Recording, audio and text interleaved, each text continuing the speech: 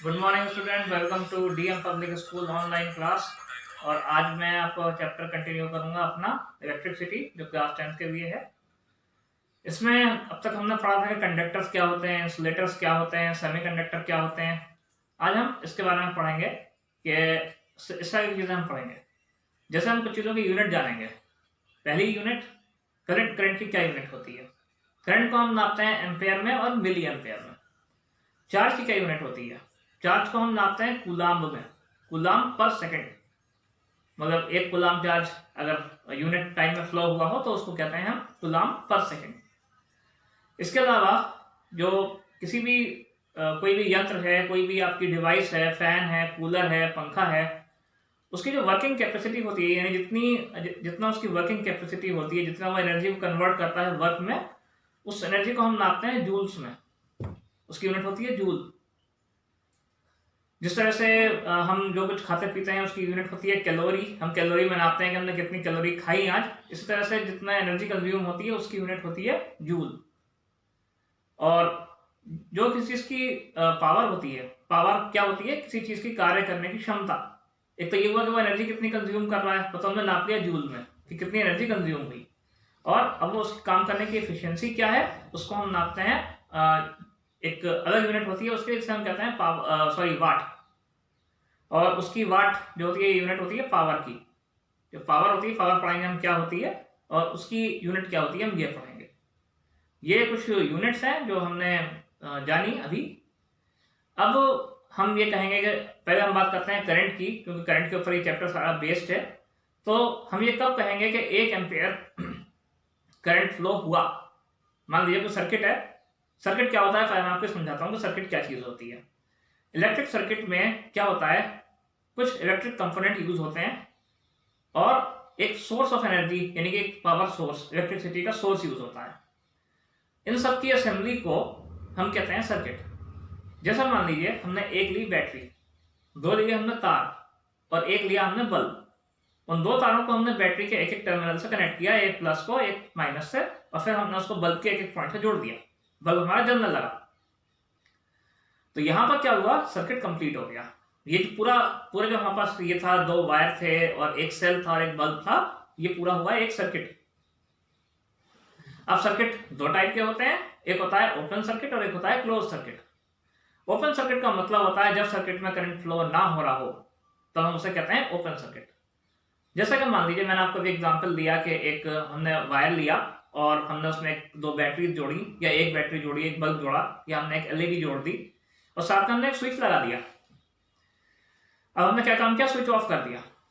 तो सर्किट तो हमारे पास पूरा है, सब सामान जुड़ा हुआ है, लेकिन करंट फ्लो नहीं हो रहा। इस केस में हम क्या कहेंगे कि सर्किट कैसा है, ओपन सर्किट है। फिर हमने नेक्स्ट स्टेप में क्या किया, हमने स्विच ऑन कर दिया।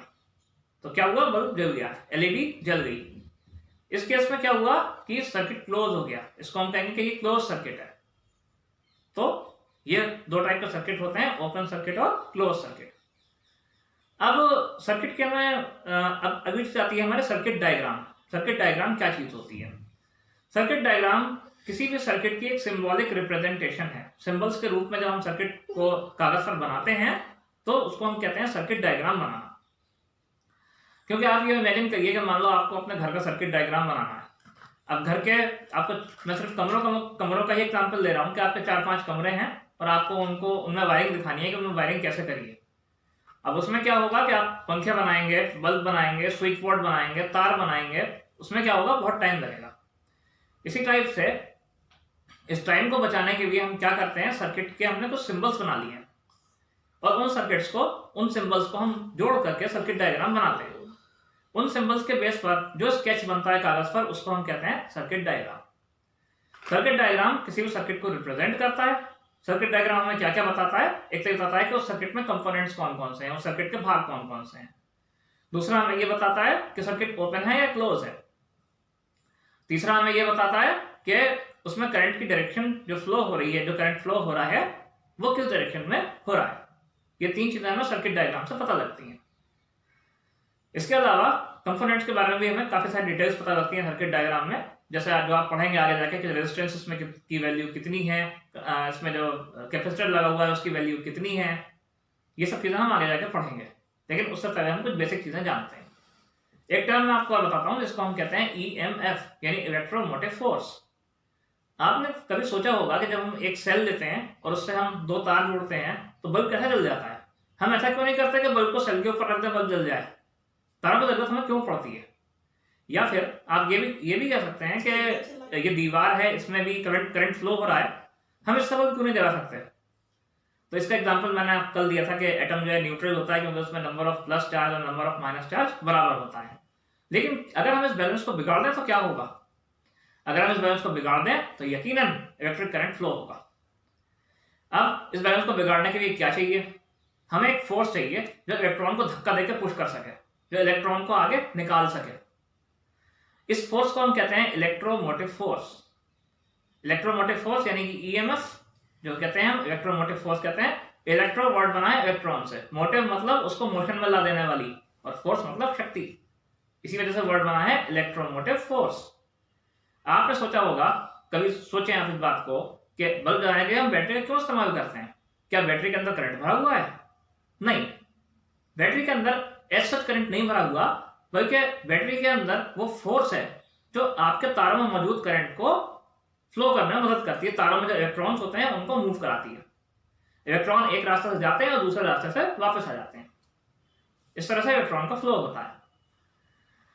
तो और आपको पता है कि प्लस की तरफ से माइनस की तरफ इलेक्ट्रॉन फ्लो होते हैं। अब ये तो बात हुई बैटरी की। जो घरों में बिजली आती है इसमें क्या होता है? इसमें भी यही होता है। जो हमारे टरबाइन है, जो हमारे पावर हाउस हैं, वो कोई बिजली नहीं बनाते हैं सच, वो इलेक्ट्रोमोटिव फोर्स जनरेट करते हैं। वो इलेक्ट्रोमोटिव फोर्स हमारे तारों के अंदर जो इलेक्ट्रॉन्स हैं उनको निकाल के फ्लो करते हैं, या फिर एक तरह से हम ये कह सकते हैं कि वो इलेक्ट्रॉन को मजबूर करते हैं एक जगह से दूसरे जगह जाने के लिए, जो इलेक्ट्रोमोटिव फोर्स होती है। जैसे कि मान लीजिए कि दो तार हैं, एक प्लस है एक माइनस है, हमने एक सेल से दूसरे सेल के बीच इसको जोड़ दिया, तो क्या होता है? इन दोनों पॉइंट्स के बीच, प्लस और माइनस पॉइंट के बीच एक इलेक्ट्रॉन का गैप क्रिएट हो जाता है, इलेक्ट्रॉन की कमी हो जाती है। इधर इलेक्ट्रॉन ज्यादा हो जाते हैं प्लस वाले पॉइंट पर, और इधर वाले माइनस वाले पॉइंट पर इलेक्ट्रॉन की कमी हो जाती है। इस कमी को पूरा करने के लिए इलेक्ट्रोमोटिव फोर्स की मदद से इलेक्ट्रॉन इस साइड से इस साइड मूव करने लगते हैं, और इसी चीज को हम कहते हैं पोटेंशियल डिफरेंस, PD। इसको हम PD से प्रेजेंट करते हैं, पोटेंशियल डिफरेंस। जो हम सेल का वोल्टेज कहते हैं कि जी ये वोल्टेज है हमारे सेल के, भाई ये 3 वोल्ट का सेल है, ये हमारा 4 वोल्ट का सेल है, ये हमारी 9 वोल्ट की बैटरी है, वो दरअसल क्या है? वो पोटेंशियल डिफरेंस है। जो वोल्टेज हम नाप रहे होते हैं, वोल्टेज कुछ नहीं है अपने आप में, दरअसल वो पोटेंशियल डिफरेंस है प्लस और माइनस पॉइंट के बीच का। कि प्लस और माइनस पॉइंट के बीच कितना डिफरेंस है, कितनी वैल्यूएशन है, उसको हम कहते हैं उसका पोटेंशियल डिफरेंस। अब हम पढ़ते हैं कि जो करंट है वो था, मैंने आपको वोल्टेज क्या है? वोल्टेज हमारा पोटेंशियल डिफरेंस है। जो हमारा पोटेंशियल डिफरेंस होता है प्लस से माइनस के बीच, वो हमारा वोल्टेज है। अब हम ये कब कहेंगे कि 1 एम्पियर करंट फ्लो हुआ है? 1 एम्पियर मैंने बताया था कि करंट की यूनिट एम्पियर है, तो अब हम ये कब कहेंगे कि 1 एम्पियर करंट फ्लो हुआ है? हम जब कहेंगे कि 1 एम्पियर करंट फ्लो हुआ है जब 1 कूलाम चार्ज 1 सेकंड के लिए फ्लो होगा किसी भी सर्किट में। जब 1 कूलाम चार्ज 1 सेकंड के लिए फ्लो होता है तो हम ये मान सकते हैं कि जो है 1 एम्पियर का करंट फ्लो हुआ है। यानी कि यूनिट चार्ज, जो 1 को हम लिखते नहीं है, 1 को हम यूनिट बोलते हैं, तो जब यूनिट चार्ज यूनिट टाइम में फ्लो होता है तो हम उसको कहते हैं कि 1 एम्पियर करंट फ्लो हुआ। ठीक, तो इस तरह से हम डिफाइन कर सकते हैं कि 1 एम्पियर करंट कब फ्लो होगा।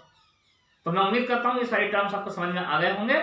नेक्स्ट वीडियो में मैं आपको और टर्म बताऊंगा, पावर क्या होती है ये बताऊंगा, ओम्स लॉ जो आपके चैप्टर में बहुत इंपॉर्टेंट है, जो बोर्ड में भी आता है, वो बताऊंगा। मैं मिलता हूँ आपसे इसके नेक्स्ट पार्ट में। Thank you for joining DM public school online classes.